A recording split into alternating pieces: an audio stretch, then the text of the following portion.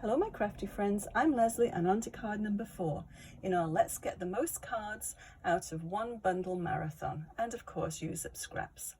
So let's get started and make a card. Card number 4 is a card that could be used for any occasion. The one that I made, bonjour, it was a horizontal card, but I think this time we're going to do a vertical one. We'll give it a shot anyway and see how it works out. It's a regular card, 4 1/4 by 5 1/2, and then I've got several different levels of mats. So yeah, let's get started. We'll start actually, first of all, let's just recap what we've already done so far. So this is the bundle that inspired these cards, the Bistro Burger, which obviously doesn't look anything like a Bistro Burger card, but it comes with the stamps and the dies. And the dies, there's just so many little dies that I just had to use, and I just had to try and stretch this stamp set a little bit further than just making burgers. So that's what I did for that one. And then for the sentiment and for the line, it almost looks like a washing line. You can just actually get a plate or anything circular and just put it down and just take your pen and just draw 2 lines or 1 line. But I use this. It's an very old set called Little Birdie by Close to My Heart. And yeah, so it's this one that we're going to be using today. So, and Bluebell ink, Close to My Heart, and Night of Navy by Stampin' Up. Those are the colours. And this is just a piece of scrap paper. I think I showed you in the last video my little bag of red scraps. Well, I've got a little bag of blue scraps, and anything this size, sort of 4 by 6 size, I actually keep in. And I'll show you what I do. A bit easier to show than just say. So I just keep them in this little box, and so if I need anything for a background for a card, it's at hand and more or less cut to size. So let's let's recap. So this was the burger card that we made a few videos ago, the start of the Burger Bistro one, or Bistro Burger. And then the first card number 1 was the pickle one, which I think is really cute. And then this is probably my favorite one, very, very simple, but it's I think it looks just a nice fresh card. And then this one, a little note to spice up your day. And I think I keep calling these a jalapeno, but I think they're probably chili peppers. But anyway, you get the idea. So this is the one that we're going to be doing today anyway. So let's just assemble this card. Well, first of all, we'll do the top one. And as you can see, I've made the most out of all of my layers. My card base, I cut this from this one. I cut all the little pennants that I needed in the Night of Navy out of this one. And then the same with this one. If you can't see it, just cut them out and then it's going to get covered up. So I'm going to move this out of the way. And let's do this one first. So I'll put it this way so we can see it as we go. And I'm going to first of all, I'm going to do the stencil. Use the same stencil again. I do like this one. It's a one from Close to My Heart, but whatever stencils you have, very easy to work with. Okay, a little blue brush. So this is Bluebell. So I'm going to go a little bit closer, I think, to the edge of this one because we want to leave room for our sentiment. So we'll make sure that's straight. And we'll just go all the way down. It just adds a nice interest, I think, for the background when you've got a little something going on there. And you don't need to keep this straight. In fact, I wouldn't keep it straight. Just weave your way in and out of the little squares. This line isn't straight either. Okay, I think that's probably all we need. And I think that's all for the Bluebell. The rest of it is the Night of Navy. Okay, so the next thing that we'll do is to do our clothesline stamp. Now, where is that? Oh, here it is. I haven't got much space here, so you wouldn't think I would lose things, but I do all the time. Now, I'm going to take a piece of scrap paper just to protect my mat. And do you think I could find scrap paper? No, I'll get... Oh, I can. I thought I kept a piece on one side. It disappeared. I think I've got gremlins in here. Okay, I'm going to stamp this in Night of Navy. And I'm going to take it, as I said, a little closer to the edge. Just going to stamp on my scrap paper. Yeah, that's good. Let me just move that out of the way so I can move this up a little bit.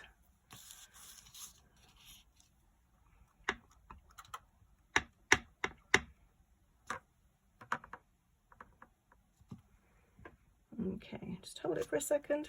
Perfect.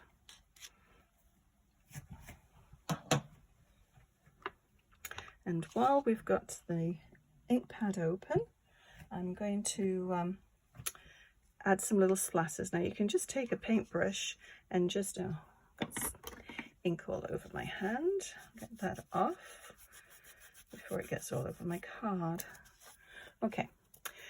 Yes, you can splatter your card if you wish with just some diluted ink, or if you've got one of these little splatter stamps, these work really well.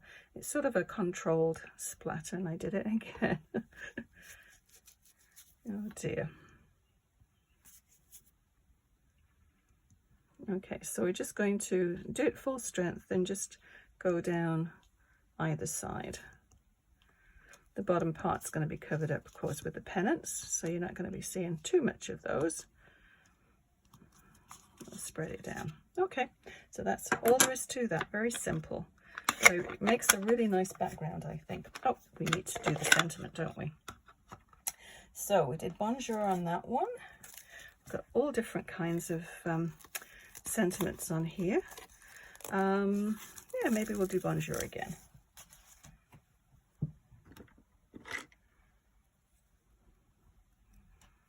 So we'll pop that one down there, I think. I think that should work. Oh dear.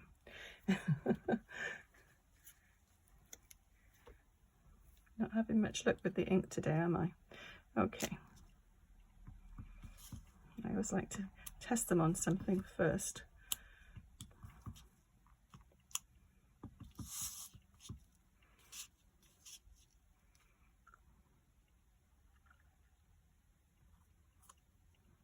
I always hold my breath when I am stamping on a card front.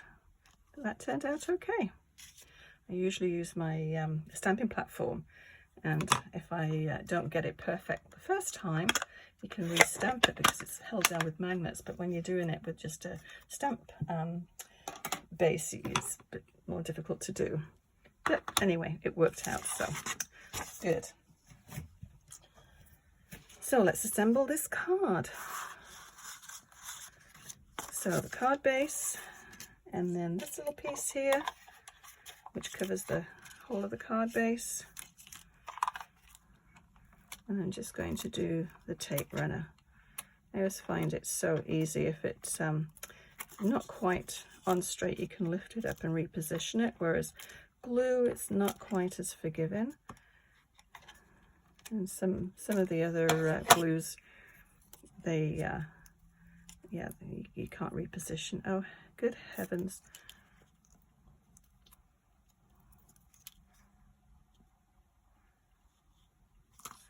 Covered in ink. Thank goodness it washes off. I'll just wiggle that a little bit. I've got a little bit that needs to come off at the top there, so I'll just put my I'll just grab my paper trimmer.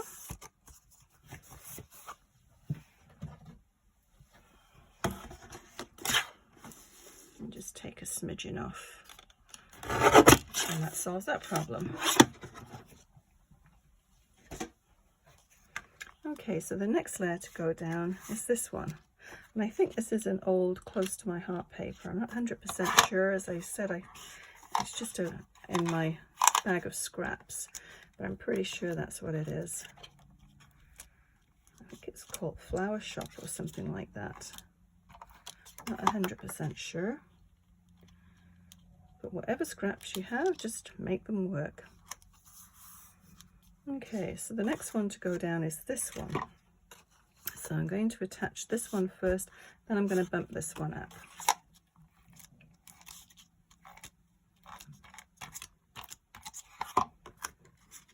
I'm going to move it up here so I can see. It's difficult to see on a dark cutting mat when you've got dark paper. But I think that's pretty even. So we'll use our dimensionals for this. Just going to wipe this ink off one more time. I think probably, at least it's dry. I'm not going to get it all over everywhere. I'll let it go. I'll forget about it. Okay, dimensionals.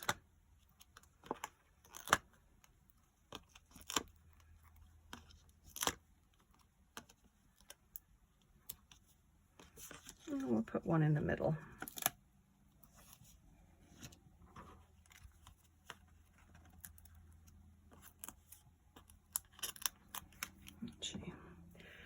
Don't have nails, so I'll use my X-Acto knife. That works.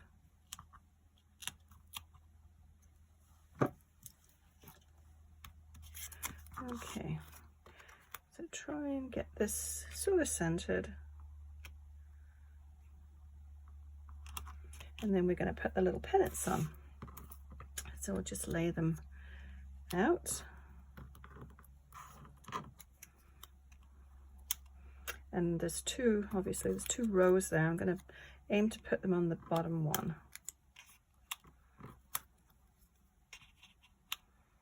Actually, I quite like that going vertical one. Okay, so around about there. And I'm just going to put these on with tape runner as well.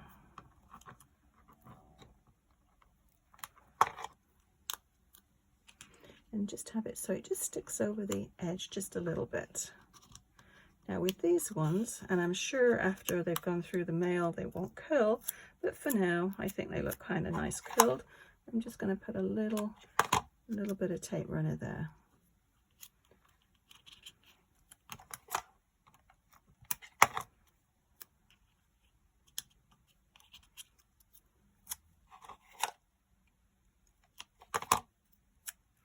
And just sort of work the fibers of the paper with your finger, your thumb nail.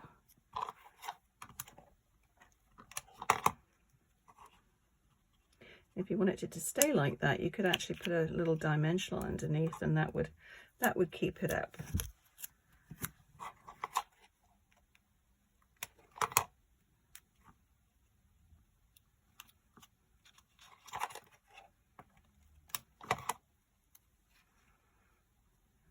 Okay, yeah, I quite like it, the vertical one. Turn that one that way. But they both work. Now I've got some little bits of bling here, so which is what I used on that one. So we'll just put them in various spots. Put some on this side.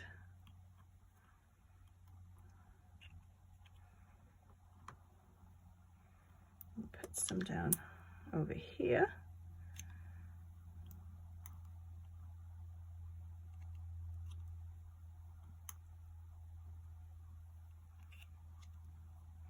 I think that's probably enough.